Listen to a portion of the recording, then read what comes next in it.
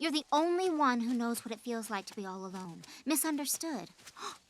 You're the evil to my lethal. I can see why they call you Gabby. Where are you, you filthy fowl? Halt! Oh!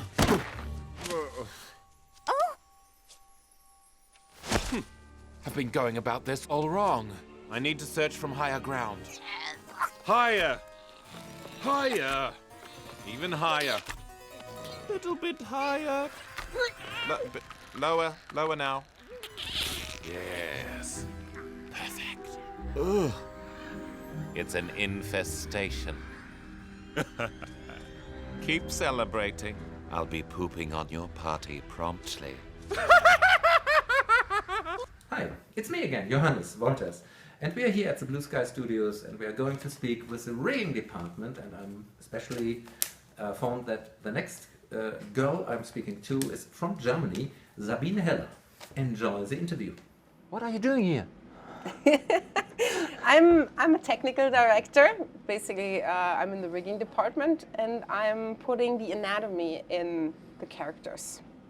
So it's a German job, because it's very technical. I'm not sure if I guess that's kind of the reputation that the Germans is kind of, it's following the Germans.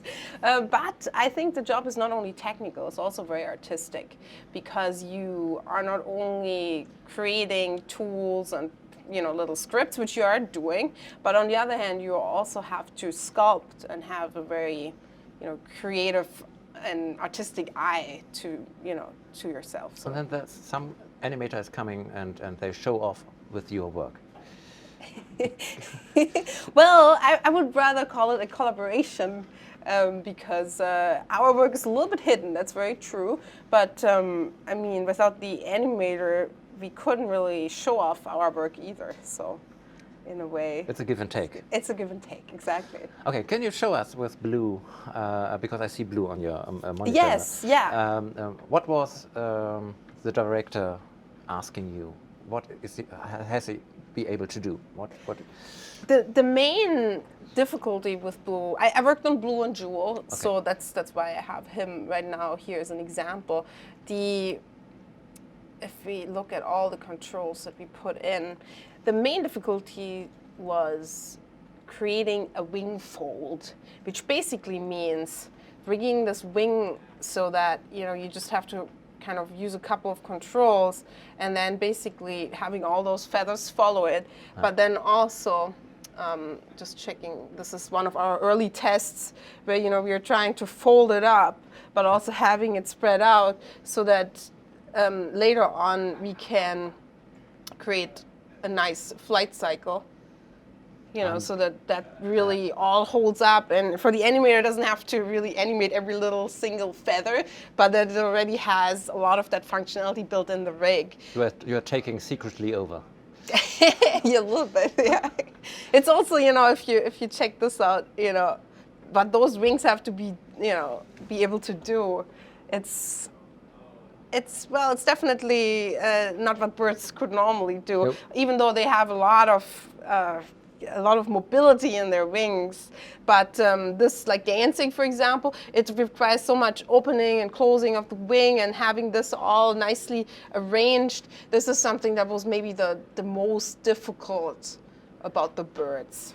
However, there were a couple of other difficulties, like for example, the legs and the feet, basically they have to reach the beak of the birds, since they are using it as like a hand.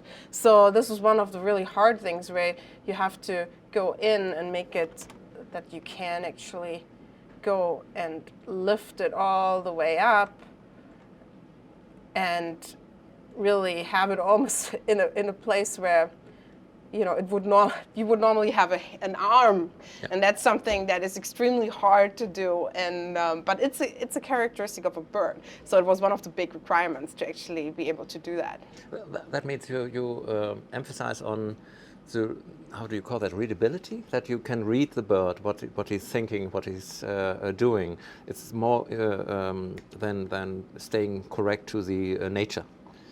Yes, it's a little bit of both. I mean, it's always a mix between making it kind of a little bit more human. I mean, they are dancing and they are talking, but then you also have to have certain characteristics. You don't want to lose the characteristics of a bird, like this, for example. That's just so typical that they're using their feet as like a hand. Or also, for example, when we make them smile. Of course, birds would normally not really smile, but you can see what we kept with this characteristic is that we kept this part of the beak very solid.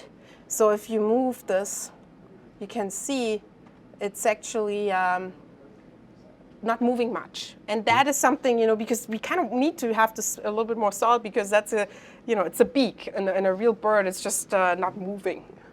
And that is one of the things, even though, you have to give them some expression, you have to make this part a little bit more flexible, but we still kept the characteristic of a bird where this beak part is not moving as a whole.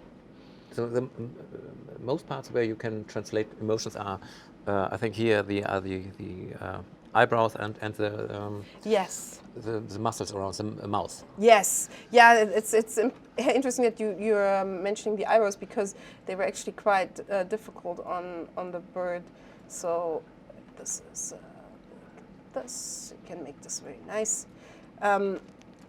They were a huge part on the birds because of their expression. They were like used very extensively to really give them a happy or sad or excited kind of look. So this is really something we spend a lot of work on. How did you get in touch with such kind of work? I started out actually studying in Germany, and I did something that was called media system design, and it was focused on internet, but it had its part of design and basically programming.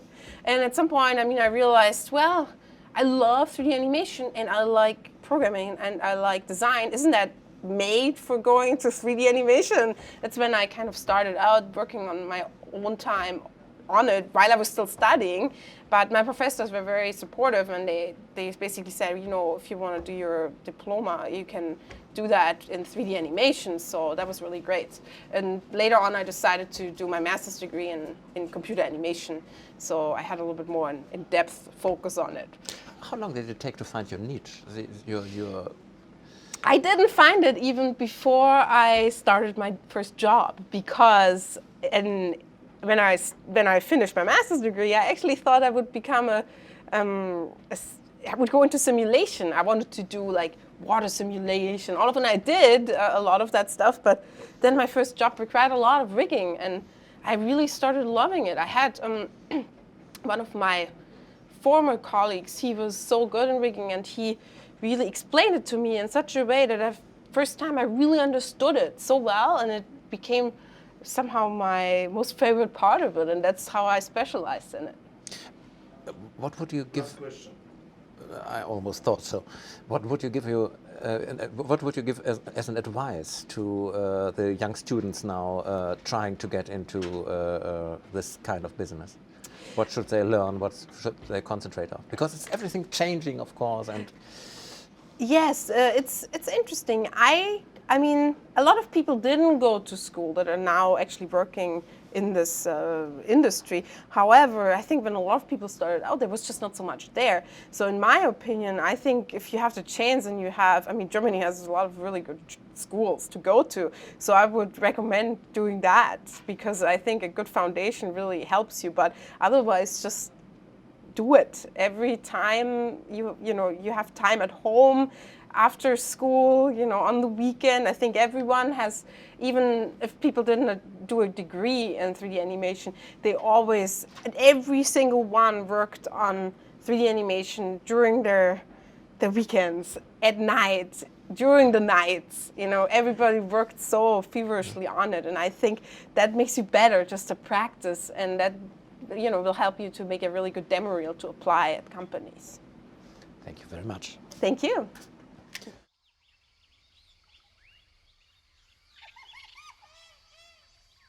Well, at first, I was afraid.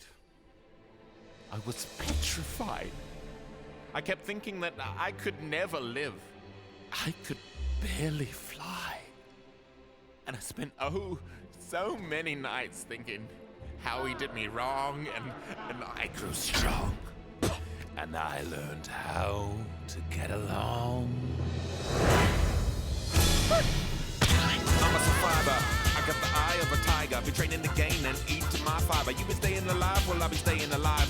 Watch where you sit when I spit my saliva like, oh, you never seen a cockatoo? Rocking and shocking and dropping and popping and locking too. I can't believe it. Daddy! You crying? It's a heavy moment and I'm very vulnerable right now. Watch what I can do without no auto-tune. What? Oh, no, he didn't. If you try to keep me down, I'll just come back stronger. You try to cut me short, I'll just come back longer. If you beat me at ping pong, I'll just play ping ponga. Give me my throne, I am ready to thrive. One thing I know. Back, you barbarian! That's adorable. I will survive. I will survive.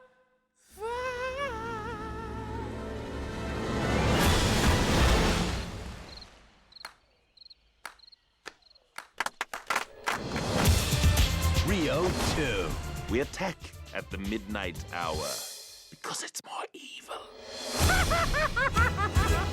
In Real D and Digital 3D.